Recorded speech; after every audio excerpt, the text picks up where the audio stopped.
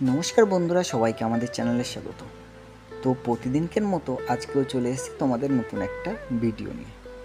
সবাই প্রথম থেকে শেষ পর্যন্ত দেখবে আর ভিডিওটা আশা করি সবার খুব খুব ভালো লাগবে।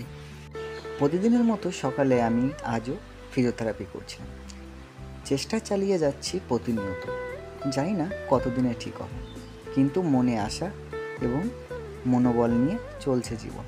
কিন্তু ব্যায়াম করার পরে আজকে রেডি হয়ে তাড়াতাড়ি কাজে বেরোতে চেয়েছিলাম, কিন্তু আকাশে ছিল এক আকাশ মেঘ। এপাশে হুইল চেয়ারে বসে বাইরের দিক দেখছিলাম আর ভাবছিলাম যাব কি না, কারণ মেঘ মেঘ, যদিও সকালের দিক বৃষ্টি হয়নি, আকাশটা সারা রাতই মেঘ করেছিল। তবে বাইরে এসে ঈশাকে বললাম, দাও আমি গাড়িতে বসে খেয়ে দিয়ে বাইরে একবারে কাজে বের হই। খাওয়া দাওয়া করছি আর বলছি যে তাড়াতাড়ি করে মালগুলো গুছাতে হবে আজকে। আর ঈশা বলছে যে এত তাড়াহুড়ো করছে কেন।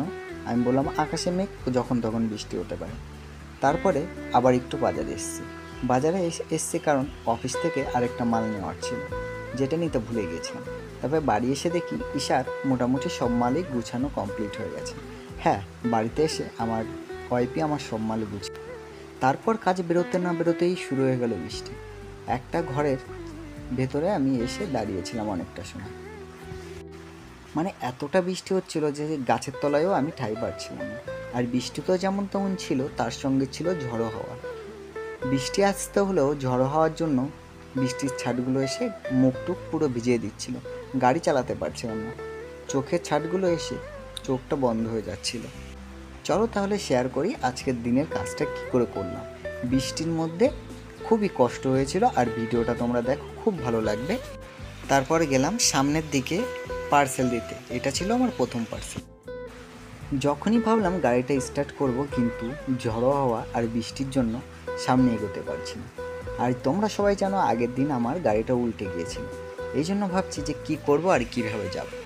ফাইনালি দেখতে দেখতে চলে এলাম প্রথম কাস্টমারের বাড়িতে। এসে দাঁড়িয়েছিলাম অনেক সময়, আর বৃষ্টির মধ্যে সে কি করে আসবে সেটা ভাবছিল। তারপরে ফাইনালি দাদাভাইটা খুবই ভালো ছিল, আর আমার ছাদটা ছিল গাড়ির অনেকটা ফাটা, তোমরা সেটা দেখতেই পারছো। যদিও গাড়ির বয়সটা 1 বছর হয়ে গেছে, এই জন্য গাড়ির ছাদটা মেরামত করার খুবই দরকার। কিন্তু যে কাপড় দিয়ে আমি মেরামত করব বা যে ত্রিপল দিয়ে করবো সেটা আমি পাচ্ছিলাম না। আর দেখতে দেখতে এখানে আমাদের প্রথম কাস্টমার চলে এসেছে, আর বৃষ্টি কী হারে হচ্ছে সেটা তোমরা দেখতেই পাচ্ছ। তো কাস্টমারকে কিছুটা দাঁড় করিয়ে রেখে পার্সেলটা দিয়ে দ্বিতীয় কাস্টমারের বাড়ির দিকে রওনা দিলাম। আর এদিকে বৃষ্টি তো কন্টিনিউ হচ্ছে। ও হ্যাঁ, আর যারা যারা আমার ভিডিও দেখো, যারা আমাদের খুব ভালোবাসো, তারা অবশ্যই ভিডিওটা একটু শেয়ার করে দিও। আর যারা যারা নতুন আছো আমাদের চ্যানেলে, তারা অবশ্যই চ্যানেলটা সাবস্ক্রাইব করে দিও। এবার যেতে যেতে দেখি এই বোনটার পার্সেল ছিল। যাই হোক, এইভাবে কয়েকটা পার্সেল দিয়ে বাড়ি আসতে আসতে আজকে বৃষ্টির মধ্যে প্রায় বিকাল 5টা বেজে গেছিলো। যদিও পার্সেল অনেক কম দিয়েছি, কিন্তু যখন আমি রেনকোটটা খুলছিলাম, জামার ভেতরে হাত দিয়ে দেখি জামাটা পুরোপুরিই ভিজে গেছে। প্রথমেই বুঝতে পারছিলাম যে জামাটা ভিজে যাচ্ছে, কিন্তু প্রথমত বুঝতে পারিনি যে রেনকোটের ভেতর দিয়ে কী করে জামাটা ভিজল। পরবর্তীতে ভালো করে দেখলাম খোলার পরে যে আমার রেনকোটের পেছনে তো ছিঁড়ে গেছে অনেকটা। বাড়ি এসে দেখার পরে দেখলাম জামাটা পুরো ভিজে গেছে। এখন ভাবছি যে শরীরটা খারাপ না হয়। এদিকে মাথাটা একটু একটু ভার হয়ে গেছে। বউকে ভয়ে ভয়ে বলছি না, হয়তো ভিডিওটা দেখার পরে বুঝতে পারবে।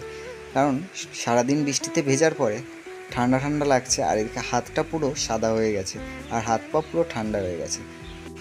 কাজে গেলে বর্ষার দিনে সবথেকে আমার ভয় লাগে যে কোথাও গিয়ে গাড়িটা যদি আটকে যায়, বা কোথাও গিয়ে যদি গাড়িটা পাল্টে খায়। কেন বলছি এই কথা, এটা হয়তো সবার মনে আসতে পারে, কারণ তোমরা সবাই জানো আমি ফিজিক্যালি হ্যান্ডিক্যাপ। আর গাড়িটা থেকে নেমে আমার এক পাও হেঁটে চলে বেড়ানোর ক্ষমতাটুকু নেই। এই জন্য কিছুদিন আগে আমার গাড়িটা পাল্টি হয়ে গেছিলো।